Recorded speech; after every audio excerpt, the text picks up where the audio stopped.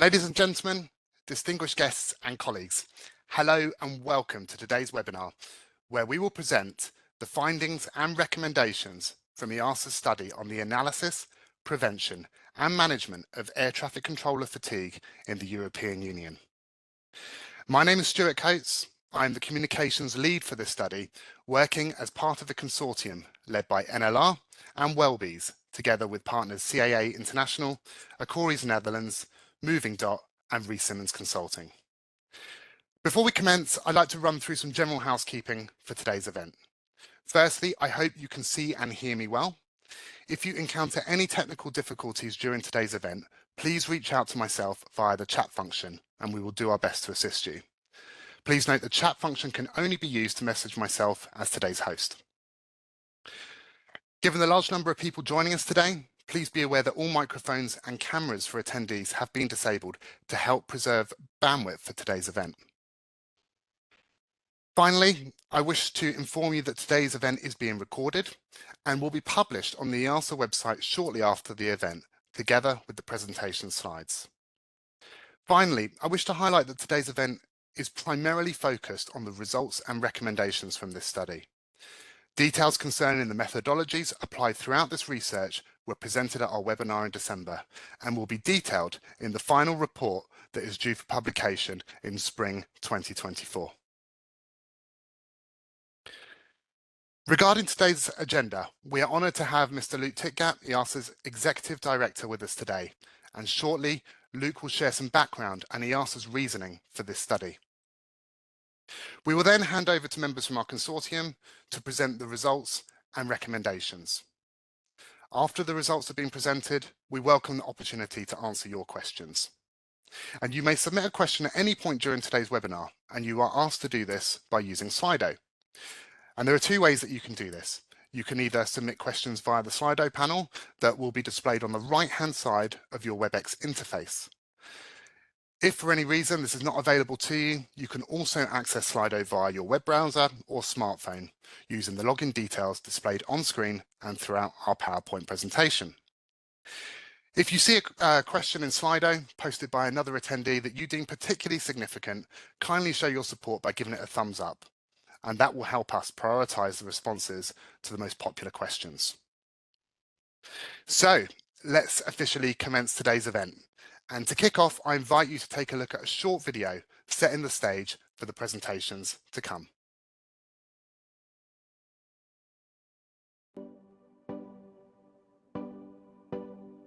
The European Union Aviation Safety Agency commissioned a pioneering research study to evaluate the implementation of EU rules on the fatigue of air traffic controllers and to provide recommendations on how to manage safety risks due to fatigue.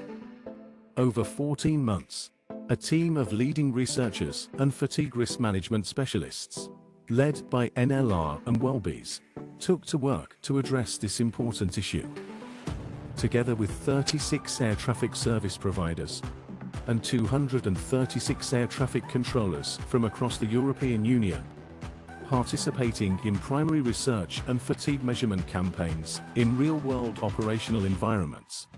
As the study concludes, we are pleased to present the findings, providing new insights into the effectiveness of air traffic control fatigue regulations, together with a comprehensive evaluation of fatigue factors and concrete recommendations to prevent and manage air traffic controller fatigue, helping to keep our skies safe.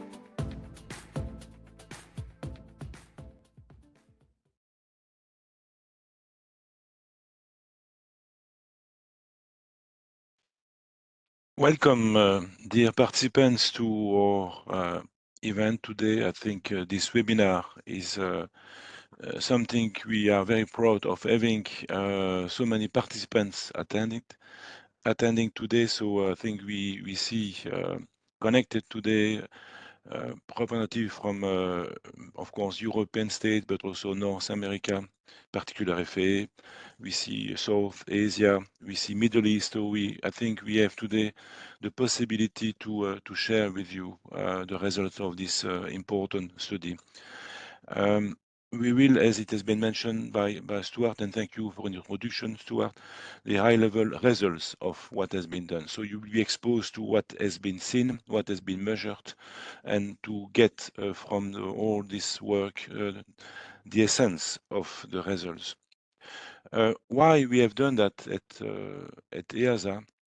Because I think you all know the current situation in terms of ATCO shortage. We are all looking for efficiency of the aviation system. The human dimension of the single European sky in Europe is getting more important than ever. And there is, of course, a whole package of measures, of rules we want to develop within EASA regarding licensing and training to match with the new aviation, the way aviation is evolving. So it was important for us to benchmark what's going on. I would like also in this introduction to warmly thank all the ATCOs, all the ATSPs who have supported us in executing this study, supporting the expert, and this is for us also an evidence of quality of what we have seen. The buying was extremely high. This and increasing the quality of the data measurement. This is important for the credibility, of course, of this exercise. I think also what has been remarkable is the extremely high participation level in it. You will see the figures. I don't want to unveil that now, but I was really impressed by what was the positive response from the participants. The study will be presented today. I mean, we will have to see what we'll be doing with it, but that will be for the end of this webinar. And I can tell you it's important. Why it is important for us? Because it's the first time in Europe we have done such a scientific evaluation of the fatigue of the ATCOs. And today, I think what we can say, we have been able probably to characterize, to qualify what we mean by fatigue. Fatigue has to be measured. Fatigue must be qualified and quantified. So we have no means to benchmark what is important as a tool in the future. So I think also what I want to say is that this is not the first time EASA is investing into fatigue.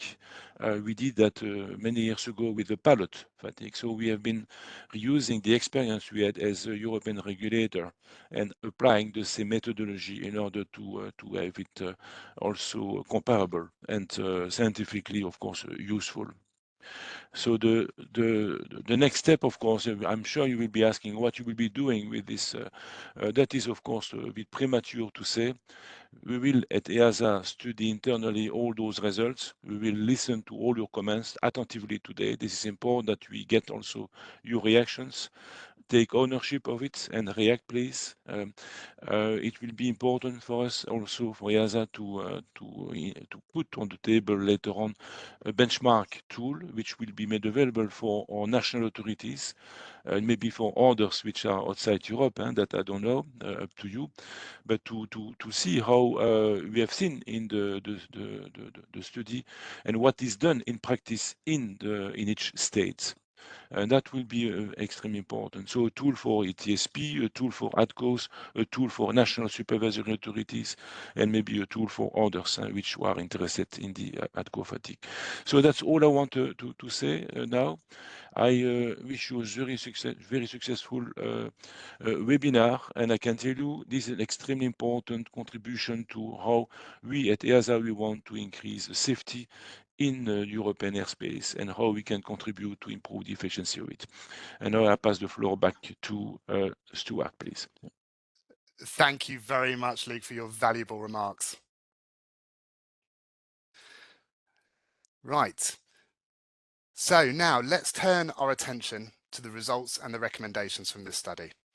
So for our first presentation, I'm delighted to welcome Rombout Weaver, the consortium's project manager from NLR, who will offer us a snapshot of the involvement of stakeholders in this study and our evaluation of the implementation of EU rule regulations on ATCO fatigue. So on that note, Rombout, the stage is yours, please.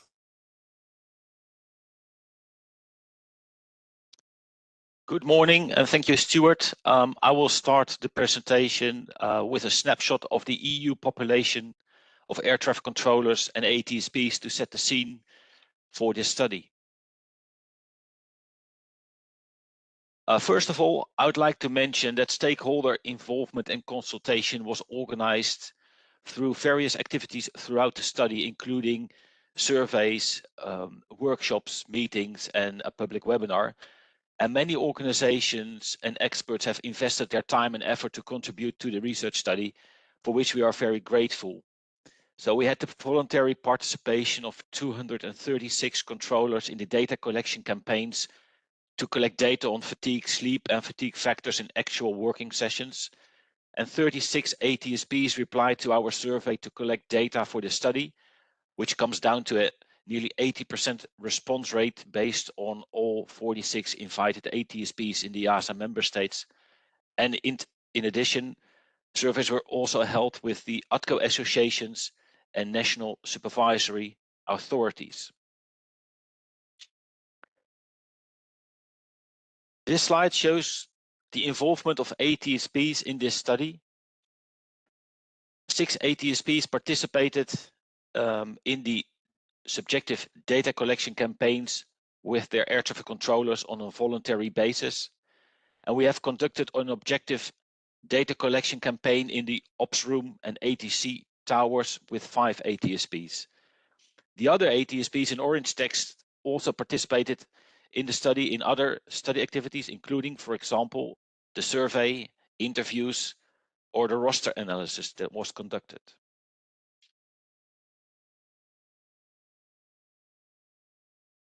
This slide shows you a snapshot of the ATCO population in the European Union. Here you see some key figures on the ATCO population in Europe. And it is important to note that the ATCO population that participated in our data collection campaigns is a representative of the global EU ATCO population.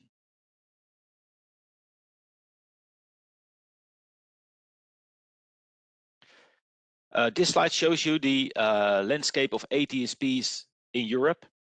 We have 46 ATSPs designated to provide air traffic services in the EASA member states. And 14 of those ATSPs provide services at aerodromes only, and 4 of those 14 provide services at more than 1 aerodrome. And also you see in the pie charts some additional information on the ATSPs in Europe. And there's one ATSP in Europe that provides services from an ATC center or ACC only, and that is Eurocontrol MUAC.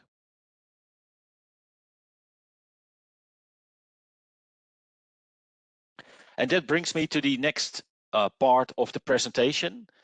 In this part, I will present the results of the evaluation of the implementation of the EU regulations on ATCO fatigue. And the objective of this part of the study was to assess how ATSPs have implemented the regulatory requirements on ATCO fatigue in 2023 compared to the situation in 2017.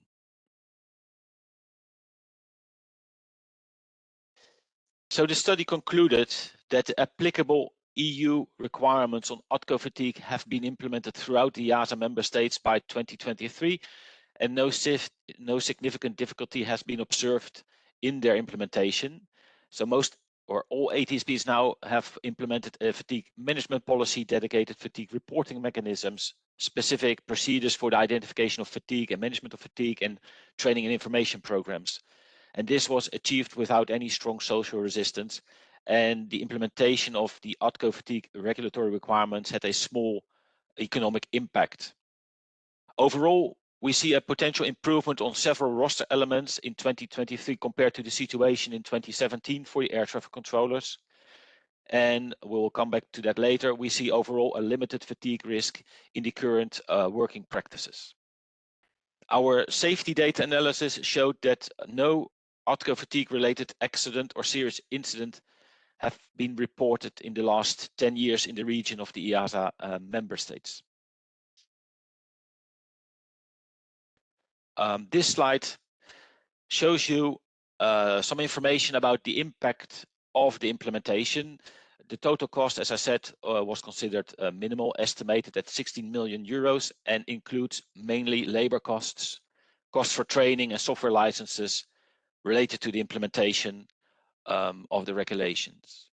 An estimated 30 additional air traffic controllers were recruited to comply with the ATCO Fatigue regulatory requirements, and this translates to a 0.2% increase of the total ATCO population in Europe.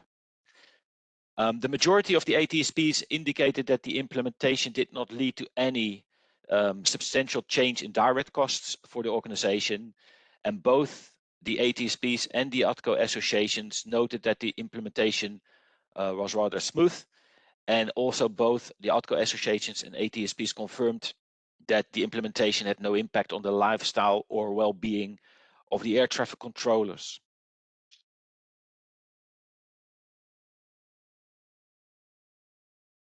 Coming back to the safety data analysis, we analyzed data from the European Central Repository on ATCO fatigue related occurrences and found only 184 events related to ATCO fatigue in the ECR dataset over the last 10 years.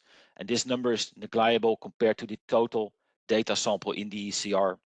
32% of those occurrences in our sample of 184 is related to an unsafe outcome, but not to an accident or a serious incident. In the reported occurrences that we have analyzed, the most frequently reported contributing factors that were mentioned in the occurrence reports were excessive workload, work schedule, and a lack of rest.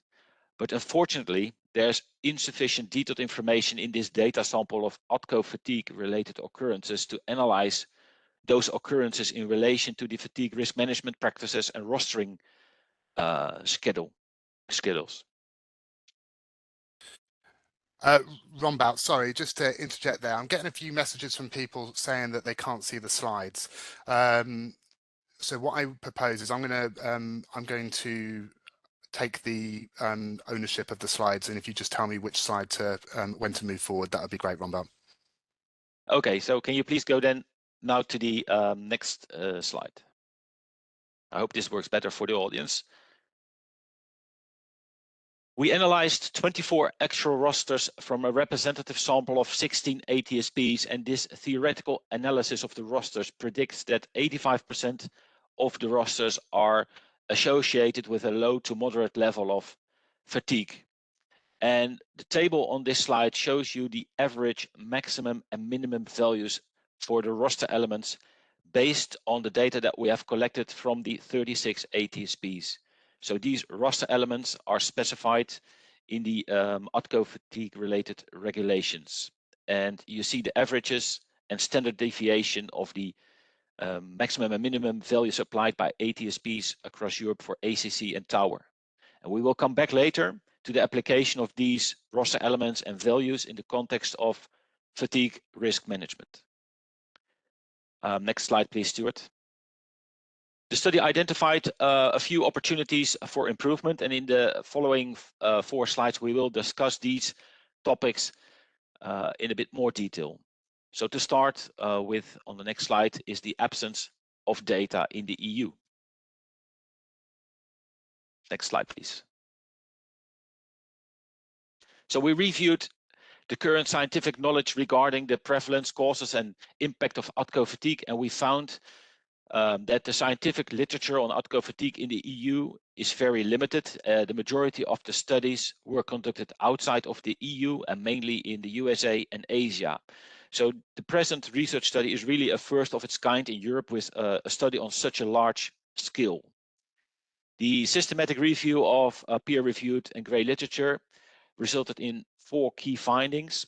First of all, it can be concluded from studies in the USA and Asia that the average fatigue levels encountered during shifts are moderate, but we also see in the literature studies that occasionally critically high levels of fatigue were experienced by a majority of the ATCOs in the USA and Asia.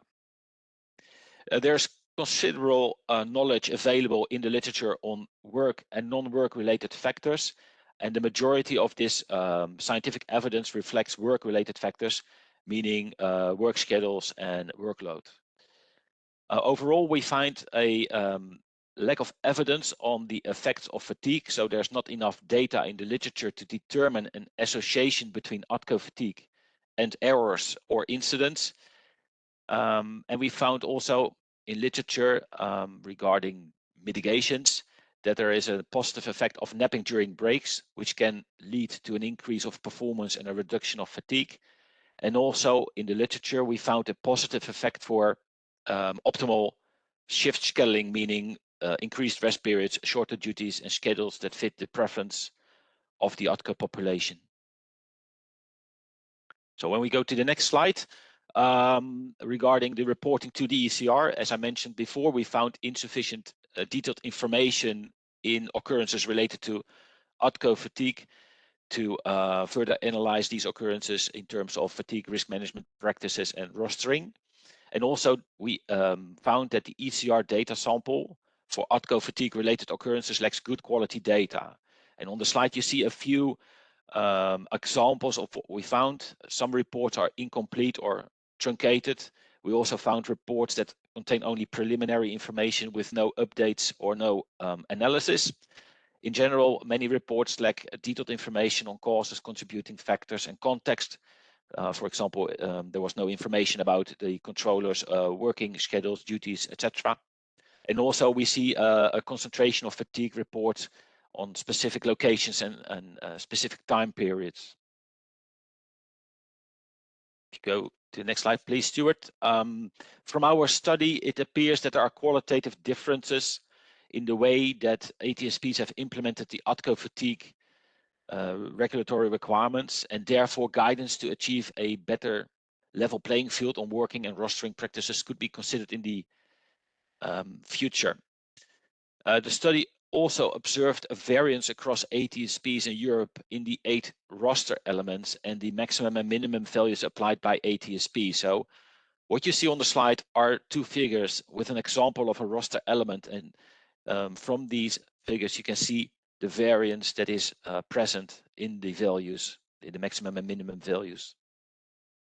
Of course, the values of the roster elements are determined by national regulations, local conditions and practices, and are therefore not identical across the EASA member states at the moment. And my final slide covers the terminology. We have heard from some stakeholders that they need more guidance concerning the reference values for the roster elements and working time. And in addition, the study also highlighted that some terms and definitions are not equally understood and applied across ATSPs in Europe, which may require more precise definition or guidance. And this relates to, for example, the 4 elements that you see on the screen. We will come back later to this topic in the presentation of Philippe Cabon. Thank you. I'll hand it over back to Stuart. Thank you very much, Rombout.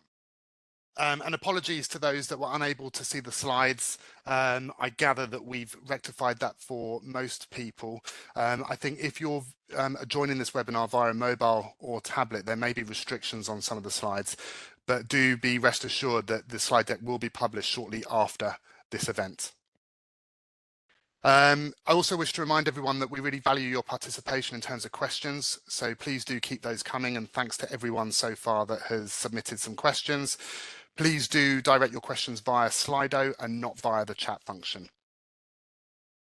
And for anyone that's just joined us, just to recap, we are recording this event today, and again the recording will be available after this event on the EASA website. So now let's move to the second half of our presentation, where we will explain our study results concerning ATCO fatigue prevalence, causes and effects, and importantly, our recommendations for ATCO fatigue management in the future. And to guide us through this important part of the study, I'm delighted to welcome the consortium's technical lead, Dr. Philippe Cabon from French Fatigue Risk Management Specialists, Welbees. Philippe, over to you, please, and I'll continue to navigate the slides. Okay, thank you very much, Stuart. Good morning, everyone. So on behalf of the consortium, it's my great pleasure to share with you the key results of this ATCO fatigue study today. Before delving into the results, let me briefly explain the overall method of data collection, which have followed three main steps. Initially, we contacted a sample of representative ATSP and conducted a series of interviews on their rostering and fatigue management practices. We then analyzed various rosters using different means, including expert analysis based on scientific principles and the use of existing biomathematical models. As you may know, biomathematical models are software predicting fatigue risk in rosters, increasingly employed in the broader context of fatigue risk management system, especially in airlines. From this analysis, we found that almost 15% of duties are predicted to be associated with a high risk of fatigue. In a second step, we collected fatigue, workload, and sleep data through a dedicated smartphone application, covering a minimum of 10 consecutive days to capture cumulative effect of rosters on fatigue. We had a total of 216 volunteers ATCOs who were involved in this phase, and we found that this sample was representative of the total ATCOs population working in those ATSPs in terms of age, gender, and job position. In parallel, we collected objective measurements, including eye tracking, performance tests, and actigraph data on a subsample of ATCOs in 5 ATSP. These measures primarily aim to validate subjective fatigue rating and assess the feasibility of such measurements during ATC operations. We found significant correlations between the subjective and the objective data, indicating the reliability of subjective, meaning that we can rely on this data to draw further conclusions. So we can go on to the next slide. On the next slide, you can see the results on the overall fatigue levels on all the duties which have been collected. On the smartphone application, ATCOs were asked to rate their fatigue on a validated scale, the Samperelli scale, that ranged from 1, not fatigue at all, to 7, extreme level of fatigue. The levels 6 and 7 are called critical level of fatigue, as they have been correlated in scientific studies with sign of microsleep recorded through brain activities and significant performance impairment. As you can see on the left graph, a total of 5.6% of duties were associated with a critical level of fatigue. This is quite a low percentage when we compare this number with other studies applying exactly the same methodology, especially in the airline sectors. Out of this 5.6 critical level of fatigue, it is interesting to note that almost half of them have been attributed to professional causes and 1/3 to both professional and personal factors. Next slide, please. So on this slide, based on the distribution of fatigue levels, so from 1 to 7, during the duties, we identify 3 main shift types, with early morning and night shifts showing the highest frequency of critical fatigue compared to day duties, as you can see on the percentage of critical level, especially at level 6 and level 7. Next slide, please. Of course, much of the data analysis focuses on assessing the impact of various factors on fatigue levels using 2 statistical approaches. The first aims to assess the contribution of factors to the average level of fatigue, while the second quantifies the relative risk for each factor in producing a critical fatigue level compared to the average 5.6%. So this approach is more or less similar to the one used in medicine, in epidemiology, for example, to assess the impact of smoking on cardiovascular disease. So today, I will primarily focus on this second approach based on the risk evaluation. Next slide, please. So on this slide, you can see first the result of individual factors such as age, gender, job position, and experience. We found actually no effect on these factors. We were not really surprised for the age, as it was consistent with previous studies. We recently did a study with SkyGuide and Helvetica on the effect of aging for ATCOs. And despite the fact that age impairs the ability to cope with shift work, studies have found that this does not affect actually ATCO's fatigue due to the so-called LC Walker effect, which reflects a kind of self-selection in the ATCO populations. That means that they tend to adjust to their working condition, but also to some adaptation of the organization for the older ATCOs. And we found only minor but significant effect for the perception of the work environment and their effect on fatigue levels. Next slide, please. So this slide presents the results of various roster-related factors affecting the risk of critical fatigue. So the table displays values for the 8 roster elements which are currently in the EASA regulation, with factors significantly increasing the risk highlighted in red. So 2 main factors increase this risk, as you can see, the consecutive working days and the maximum time providing ATS without a break. As a reference, we have shown some figures which have been already presented by Rambot. We have shown the average maximum for each parameter which have been reported in the current practices of the ATSP for the ACC and the tower respectively. Of course, I would like to insist on the fact that they are the average maximum, which are rarely applied by the ATSP. And so, as you can see on the table, every additional working day compared to the average practice increases the risk of critical fatigue by 27%, and that every additional hour in the work session increases the risk by 33%. On the contrary, each additional day of rest following night duties decrease fatigue in the next duty by 43%. So you see, the project was enabled us to identify and to quantify these risk factors. Night duties have also, as we can expect, a very strong effect as they increase the risk of fatigue by 253% compared to a day duty. And a very significant effect has been also found for sleep depth. Here, sleep depth is the percentage of reduction of sleep quantity compared to the individual needs, because we don't need exactly the same amount of sleep. So it has been calculated for every ATCOs depending on their actual sleep needs. And so for each 10% of sleep depth, okay, so every time you are losing 10% of your sleep need, we found that the risk of critical fatigue increased by 80%, which is quite a significant number. For the other factors, we found no significant effect. This absence of effect should not be misinterpreted. It doesn't mean that they don't have, in essence, some effect, but it could mean that the ATSP are already controlling these factors in their rostering practices, because this is an observational study. So, of course, we are measuring, the current practices. Next slide, please, Stuart.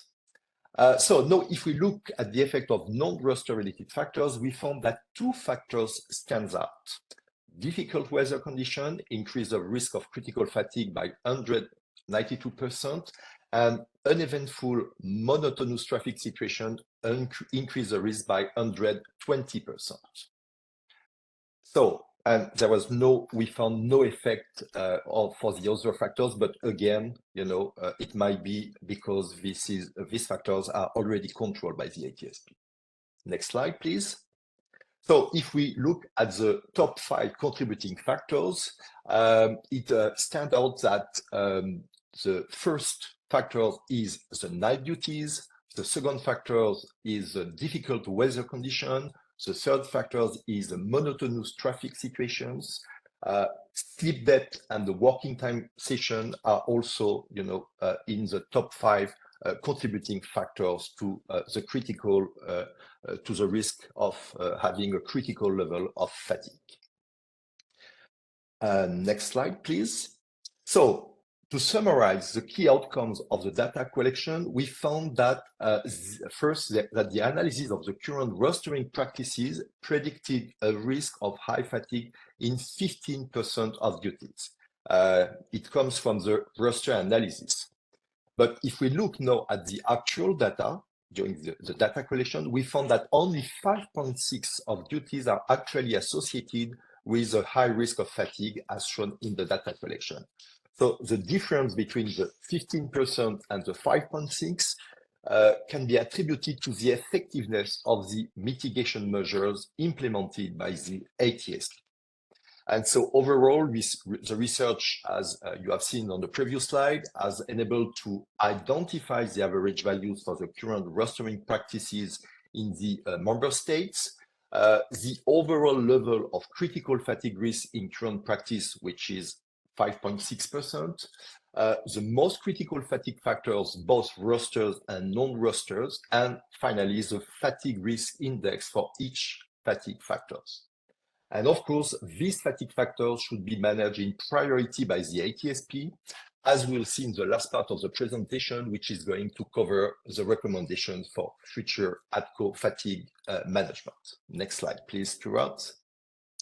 So these recommendations, we can jump to the next slide, have been structured around the four main pillars as advised by the ATCO standards and recommended practice. First, of course, the ATSP should develop a policy and documentation of their FRMS, what resources are going to be allocated to fatigue management, and they should describe the process that will be implemented to efficiently manage fatigue.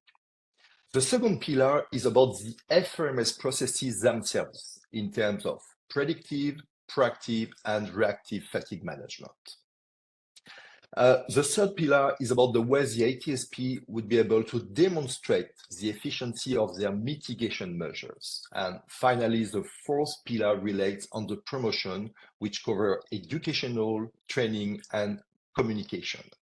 So for today's presentation, I'm just going to only focus on the second pillar, but of course, in the final report, you will find much more details on all the four pillars. Next slide, please. So one of the key aspects of the recommendation are the predictive FRMS processes. The aim is to identify fatigue in ATCO rosters and considering factors known to affect sleep and fatigue. So in the final report, we have written some guidelines on the use of biomathematical models as they need to be used with caution. So we have provided some good practices on how they could be used, but also the limitations associated with these specific tools. Another important element is to provide also enough training for scheduling staffs. And finally, when developing rosters, ATSP should refer to the relative risk identified in this project. They should first adopt harmonized measures to distinguish between shift types within the boundaries which have been identified in the project, early morning, day, and night duties, as we have seen on the data results, that they are not leading to the same level of risk. Next slide, please. So still on the predictive FRMS processes and based on the outcome of the data collected in the study and in relation with the rostering, we recommend that ATSP should consider the average values of the various rostering parameters and related risk factors identified by the study. They should also assess the fatigue risk in their own working practices, because fatigue might be impacted by some local condition. And so this is very important for the ATSP that they should consider this local condition. And then they should identify priority risk factors in their roster and adapt their practice according to these risk factors. So on the side, you can see 5 examples of recommendation. The first is to avoid consecutive sequences of night or morning shift, as we have seen that they increase the most the risk of critical fatigue. And contrary to some preconception, there is no adaptation. You know, the body clock is not adapting to consecutive night shift. So you are producing more fatigue when you have consecutive night shifts.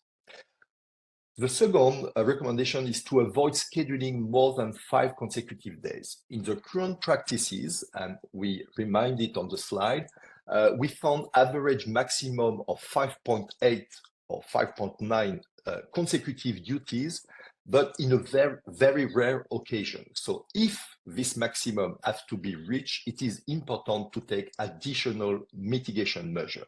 But we recommend not to exceed more than 5 consecutive days.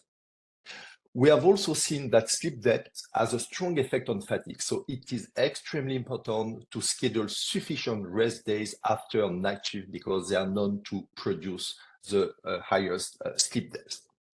A fourth recommendation is to avoid last-minute changes wherever possible. In the interview we had with the ATSP, we found that there is frequent shifts swaps among the ATCOs, which should be carefully managed by the ATSP. And finally, as workload may impact fatigue, it should be balanced as much as possible among the ATCOs during the shifts. Next slide, please, Stuart.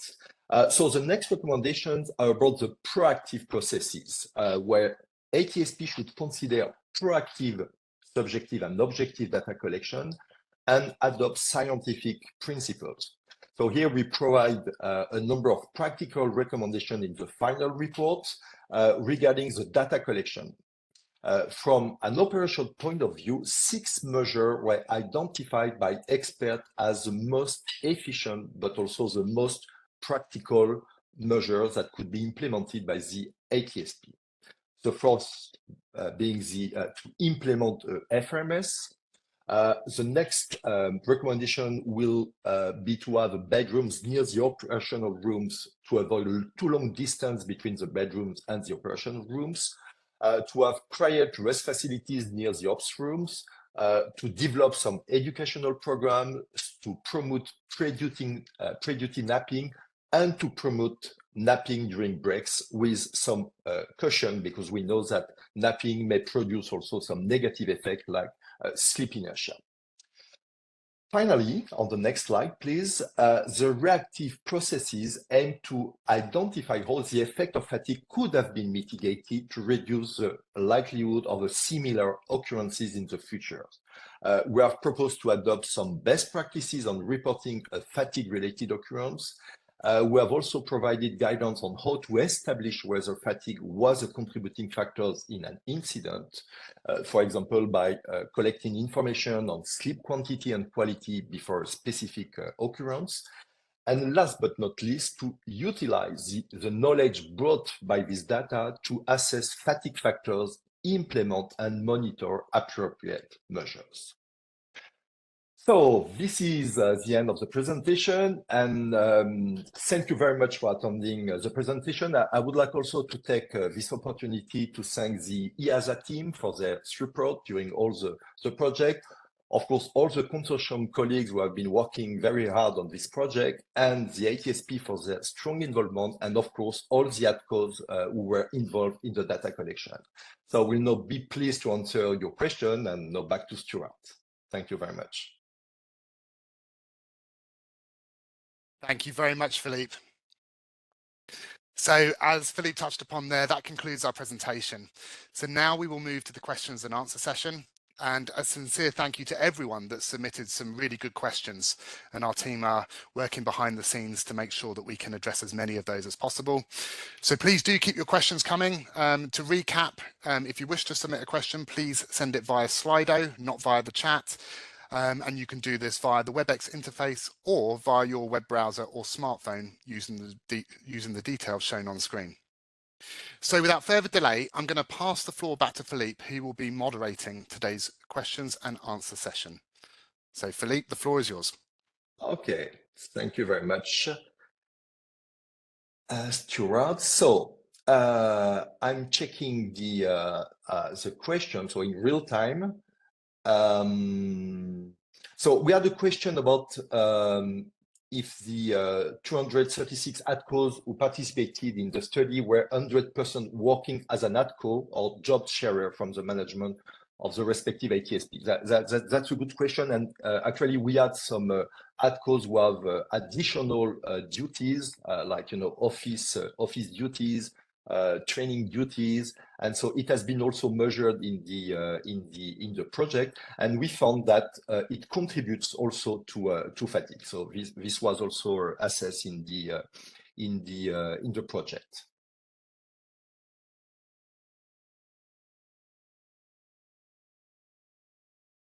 So maybe I will pass a question for Rambod. What's the basis to state that non-serious incidents were related to fatigue in the last 10 years? I don't know, Rambod, if you want to answer this question. Yes, I will. Okay. We analyzed two data sources. One data source is the NLR Air Safety Database, which contains accidents and serious incidents, and it contains data from the accident investigation boards across the world, including Europe. So the information that we have analyzed are actually the accident and serious incident investigation reports. And based on the analysis of the data set for the time period that was on the screen, meaning 2013 until 2022, so the last, I would say, 10 years, we did not find any accident or serious incident reported with ATCO fatigue as a causal or contributing factor. So that's the basis for that statement on the slide. So indeed, we looked at causal factors within the final report. There was also, Philippe, while I'm now addressing this question, also another question about that there seems to be periods of the year when fatigue reports are higher. And what about the study conducted during the low traffic period? Why didn't you choose a peak period for the study? There are two answers to this question. When it is about the ECR data sample, I want to explain again that we have looked back over 10 years to collect from the ECR occurrence reports related to ATCO fatigue. So we didn't look at specific time periods in a year. We took the data available for the entire period of 10 years when we were analyzing the occurrence reports in the ECR related to ATCO fatigue, and related to the data collection campaigns with the 6 ATSPs for the subjective data collection, and also with the 5 ATSPs for the objective data collection. These measurements were conducted over periods of several months from August until early December. So again, for the data collection, we were not limited by a specific short amount of time or a month. It took quite a long time to collect all these measurements, also for an ATCO for 10 consecutive days per air traffic controller. Philippe, I hand it back to you. Okay, thank you, Rambod, for your answer. So I'm trying to take a few other questions that relate to the data collection. So how is sleep depth measured on slide 25? Of course, as we are not having the same need for sleep, of course, we know that most people need between 7 and 9. The sleep depth was calculated by comparing the sleep time before the duty with the sleep need, which was reported by the ATCOs in the first questionnaire in the smartphone application. And so we compare the actual sleep with the need, and so we express that in percentage. So that means that if you need normally 8 hours of sleep and if you just slept for 4 hours, it means that you have 50% of sleep depth. Okay, so I'm trying to get to the most popular question because there is a lot of question.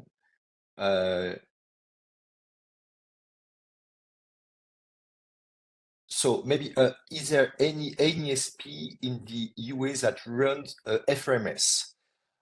So we found that there is various practices in terms of fatigue management. We haven't seen really, an ATSP which have a full FRMS, but they have different levels of implementations. Some of them are using guidelines on the rostering. Some have already implemented some training program for the ATCOs or for the scheduling staff.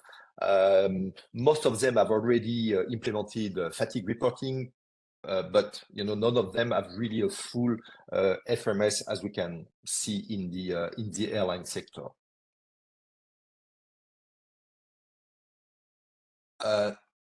So maybe, I don't know, Natalie, if you want to take, there is some question maybe for EASA based on the result on critical fatigue. Will EASA implement a regulation on rostering duty limits common for all NASP in the future? I will address that probably at the end, Philippe. Okay. If you wish to take the technical questions, perhaps the most popular ones. Okay, and then I will leave you the questions at the end for EASA. Okay, no problem.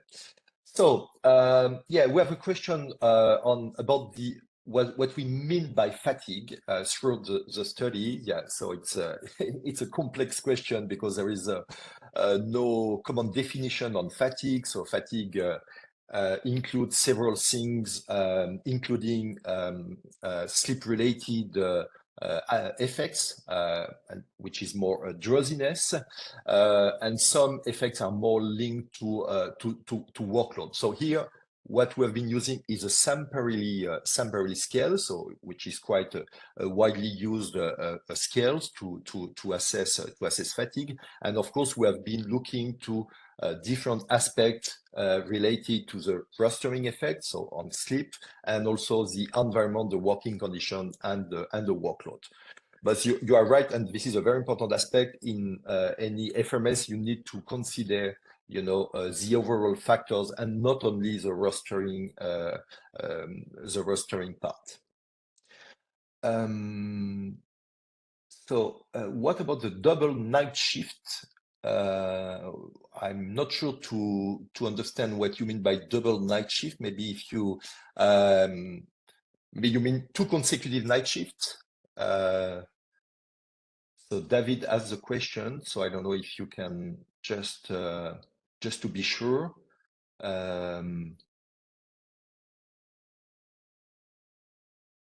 So in general, what we, if I understood well your question, we again recommend to avoid consecutive night shifts because again, there is no adaptation of the body clock. So if you have 2 or 3 consecutive night shift, you will produce a circadian disruptions, which will lead to a lot of sleep debt. So in the same way, what is considered sufficient rest days after a night shift and after 2? So the recommendation is to have at least 1 night free from duties.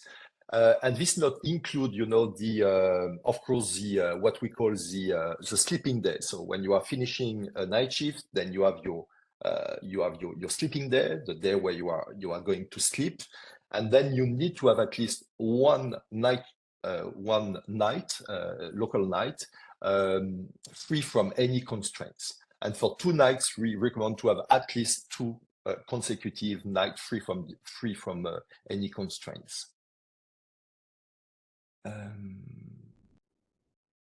Yeah, we have also some question about the fact that monotonous tasks are the 3rd contributing factors. Given automations bring a more monitoring, boring work environment, was there any correlation to this data to more automated working system environment? That's a good question. It was quite difficult, to do correlations between, the level of automation and fatigue, because there is a lot of confounding factors. So it's very difficult to isolate only one factors among these factors. But in the project, we have a dedicated task which was about the effect of new technologies on fatigue, and so you will have also in the final report some insight about the effect of new technology that relates to monotony.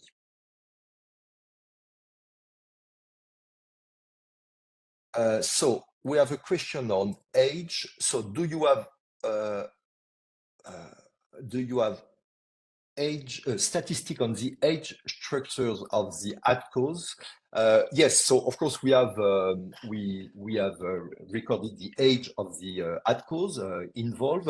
I don't know in mind, the statistic for the overall ATSP which was involved in the studies, but of course we try to see if there is any correlation between age and fatigue. And as I told you, we found that there was actually no significant effect, but again, for different reasons that could be due to also a kind of self-selection. That means that, the older ATCOs who have more difficulty to cope with shift works tend to leave their work, or also due to a positive adaptation of the organization for the older ATCOs.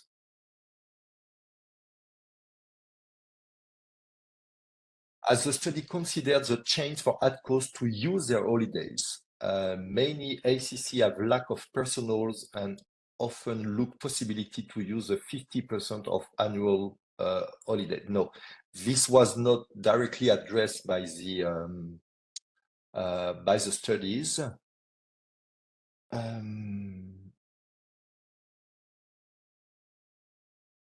Okay, during the last webinar about the fatigue study, it was not clear if ATCOs over 60 years old participated as a project, as their age group wasn't on the graph. Could you please clarify this? If it is not, this is a bigger problem. There are countries that have a quite big percentage of ATCOs age more than 60. Yes, of course, in the actual data, so the data we have collected, we have only a very few sample of age ATCOs. But again, we did several studies, including the study with SkyGuide, and again, it looks like this is quite well controlled, and it has to be controlled actually, because the scientific studies have shown that, of course, with age we have more difficulties to cope with shift work. We have less ability to tolerate irregular work hours. And so this is very important to have some specific provision for the older ATCOs as part of the FRMS. Maybe a question. Oh, okay. And maybe I will pass a question for Rombot. I'm interested in knowing which duties you have identified to be associated with high risk of fatigue, so in the 5.6%. So of course, most of them have been identified in the night shift and in the early morning shift. This is where we find most of this critical level of fatigues. And maybe a question for you, Rombot, with regard to no incident being found which cite fatigue as a factor, what is considered that an ATCO may be reluctant to report fatigue following an incident, given the possible ramification of not having declared themselves unfit for duty? That's a good question. What we have learned from discussions with various stakeholders in this study, that it's likely that multiple factors play a role here. First of all, the small number of reports that we found may be due to the fact that the fatigue reporting systems were only recently implemented to collect and analyze and report these types of data, and also from the discussion with social partners, we learned that there may not be a specific place in the occurrence reporting forms to report on fatigue. So that may also explain why the number of reports on fatigue was so low. And in the report we will provide some practical recommendations or good practices to improve the reporting of fatigue, but also to assist ATSPs in investigating fatigue factors as part of the incident or occurrence investigation. And also we have some suggestions for enhancing the reporting culture within an ATSP. But I'll not go into the details right now. Okay, thanks, Robert. I can take a few other questions. Did the study try to measure the fatigue to work as an instructor? Yes, so we have in the set of data some what we call non-operational duties, so including training, simulator, and we found that it contributes to fatigue. Actually, it contributes to the average level of fatigue. So every additional non-operational duty also produce some level of fatigues. Yeah, there is also a good question about some risk factors, such as additional sleep debt and additional consecutive day appears in the study as being increasing linearly along with fatigue. Should it be exponentially? So that's a very good question, because of course, again, we are doing an observational study. It means that we have the data we have collected and the results we have shared today are based on the current practices. And of course, it's very difficult to extrapolate on what may happen, you know, if people are going to work more than 12, 13, or 14 hours. And probably, as you said, it would probably not be linear. So this is why, you know, one of the recommendations in the risk factors that we have provided, we really recommend, you know, to make some small variations on these risk factors, because beyond some values, we don't know exactly what would happen, because, you know, it might be exponential, as you are suggesting in your question. Have you considered recommending techniques such as autogenic training for recovering from ad hoc fatigue? Yes, so there was also a bunch of recommendations. We call them operational measures. We did actually a study using some internal experts to the consortium, but also some external experts. And so we have assessed different tips or recommendations to help ATCOs to manage their individual fatigue. So including some, the use of some individual techniques.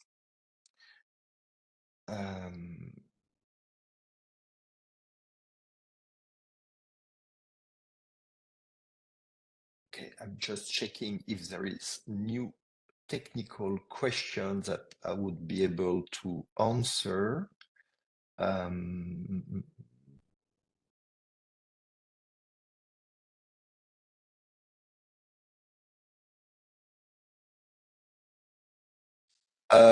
So we have a question. So 6 in the morning as starting time also goes in the stage of the circadian rhythm where the individual is not yet awake. So the cluster in his shift time was chosen according to the prevalence of existing roster, or as what you consider normal would be the beginning of a day shift. So if I understood well your question, in fact, we did several analyses in the project. First, we started from the data and we split, you know, we cluster the data based on the risk level, the actual risk level. And so we were able from this data-driven approach to split, you know, or to have 3 boundaries in the shift types. So this is what we found. And yes, if I'm not wrong, the boundary for the early morning shift would be 6 a.m. We found also in the rostering practice that there is no common definitions on the duty shifts, and so this is why we have provided some recommendation on these boundaries based on the data. Did your research show correlations and or cause and effect relationship between fatigue and operational disruption, such as delays caused by severe weather? So, of course, that's a very good question. It's quite difficult, to answer directly to your question. What we have seen is that as experienced by the ATCOs, as reported by the ATCOs themselves, they found that, severe weather condition was a critical factor that may increase, the risk of having a critical level of fatigue. So it was among the top 5 contributing factors.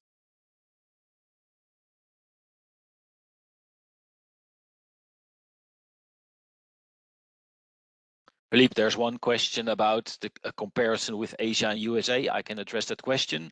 Yes, please. As I explained, we conducted a literature review and found that the majority of the studies of good quality were conducted in the USA and Asia. And it's very questionable if the outcomes of those studies can be generalized to the current situation in Europe, since considering the type of work, technology, traffic load, ATCO positions, etc.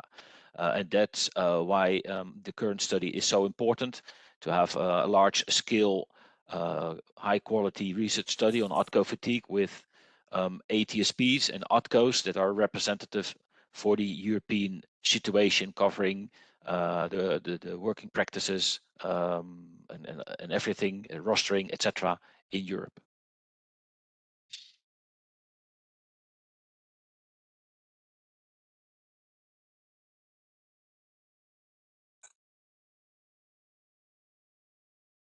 So maybe another question, should a roster contain sleep days after night shifts? And if so, how many hours of sleep should be scheduled for recovery of sleep debt? So of course, again, it will depend on the individuals, because we don't have exactly the same need for sleep.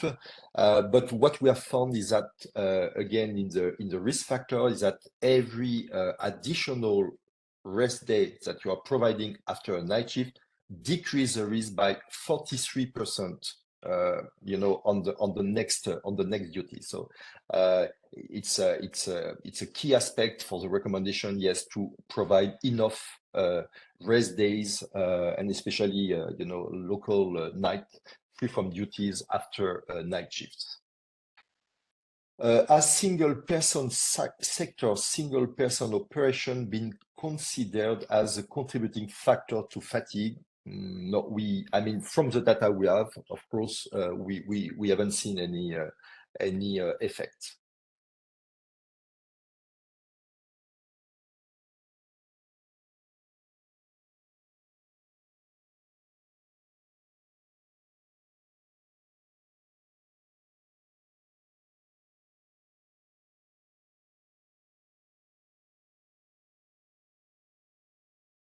What do you mean by educational about fatigue?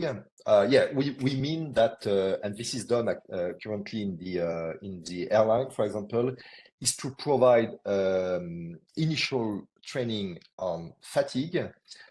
First, trying to make ATCOs aware of the risk of fatigue. What is fatigue, or fatigue may occur? What could be the consequences for them of fatigue? And some tips, some individual tips to manage fatigue. So the effect of napping, nutrition, caffeine, sports, or all the kind of things that can be used by an ATCO to manage fatigue.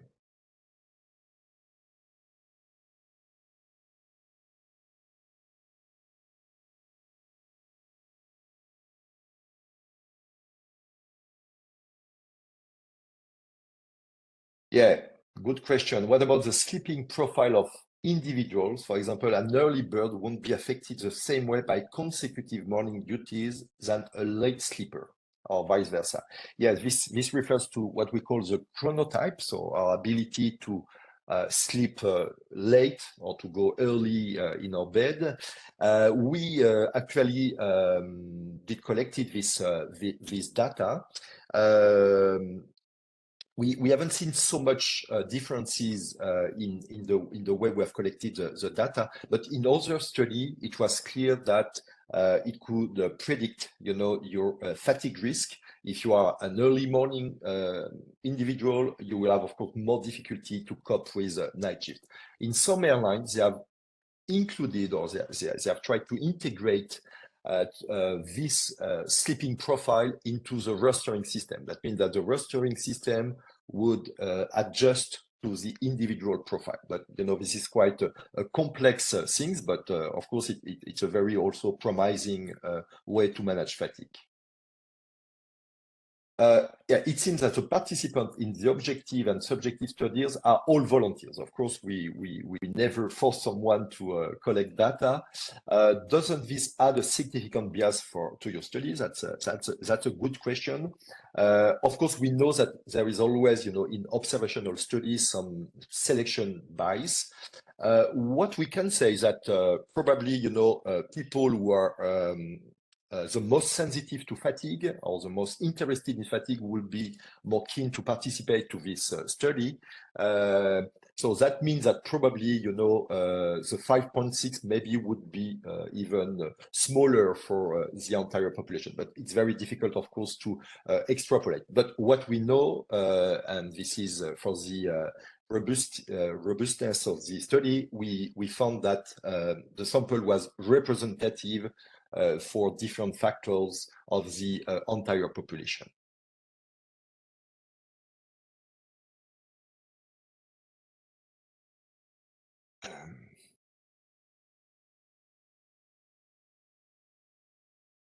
Okay, a question from okay, as individuals are all different when it comes to fatigue. Yeah, so we see some, of course, some variability. And do you see a value for real-time drowsiness detection device? So yeah, as I told you at the beginning of the presentation, we use some objective measurement using eye tracking. We found that it was well correlated with subjective data. The conclusion from the study is that it could be used in the future as a real-time measurement, but for the time being, we found also, and it was a conclusion from the studies, that there is a lot of challenge in terms of setting up the equipment with the eye tracking. But yeah, for the future, it will be probably a very promising approach to have a real-time monitoring of fatigue.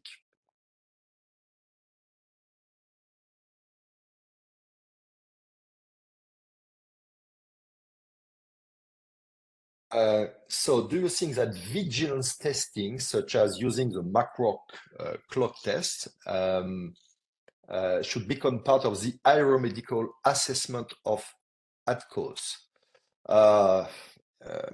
That's quite a difficult question because, of course, this test could be useful, but I'm not sure they will be really reflecting, the actual performance of an ATCO in the real operations. So it could be used maybe, as an assessment, before and after a shift as part of a data collection. Actually, we found no correlations between the performance test and the subjective data. We have a very similar trend. So that means when an ATCO is tired, it tends to have less good performance, but no strong correlation. It means that probably performance, on this test are measuring different part of fatigue.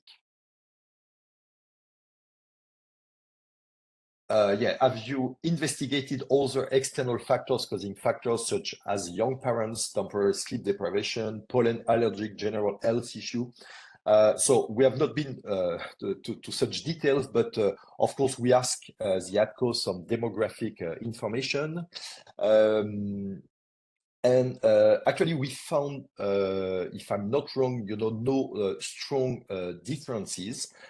We know that in other studies that commuting time might be, also some things to be considered, because of course the longer the commuting, the higher the risk of fatigue. And these things cannot be really controlled, of course. I mean, being a young parent cannot be controlled, of course, by the ATSP, but it should be part also of the educational program. You know, okay, you're having a newborn, so maybe you should take care of your fatigue management. But I mean, it's up to the, it's under the responsibility of the individual. Philippe, there's maybe a question that you can address about whether a fatigue risk management system should be separate or can be integrated with a safety management system. Okay, good question. In airlines, actually, if I remember well, you know, initially the idea was to have FMS integrated into the SMS, and then there was a kind of evolution to make the FMS as a dedicated system. So the idea is to really have some specific resources, tools, means to evaluate fatigue. Of course, you need to have some bridge between your SMS and FMS, but it could be a good idea also to have some dedicated resources, staff, and means to assess fatigue as a separate from the SMS.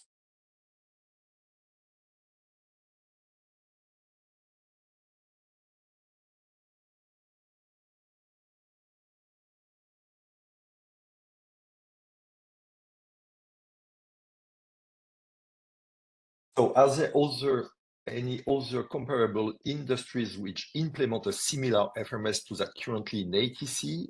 If so, can we learn from them? So of course we did, and we are still working a lot with airlines. And as you may know, they have some of them have implemented FMS since the last decade or more. And so, yeah, of course, we learned a lot from the experience from the airlines. But of course, as usual, everything should be adjusted, you know, to the specific activity of our ATCOs and the work environment. But of course, the main principle have been, you know, borrowed from other industry and especially from the airline.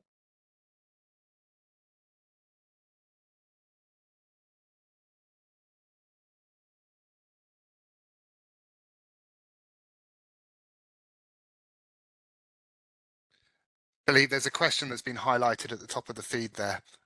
Has single person sector, single person operation been considered as a contributing factor to fatigue? Yeah, I think I already answered this question. We found no. I mean, it's always difficult, of course, to isolate, you know, one factors among all the factors. But what I can tell you on this question is that we did not find any significant differences between the job position of ATCOs. Okay, it looks like in the data, at least, it does not has an effect on fatigue levels. But probably, you know, again, we are not pretending to have explored all the factors. You know, again, this is an observational studies. We also have draw some recommendations and conclusions for further research. So there is some open questions that still need to be investigated in future research.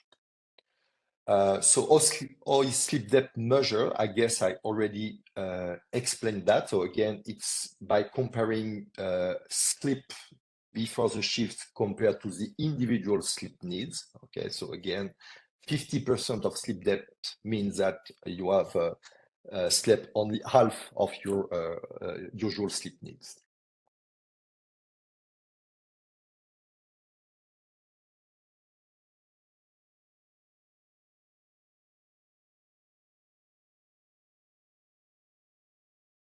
Just browsing in the question to be sure.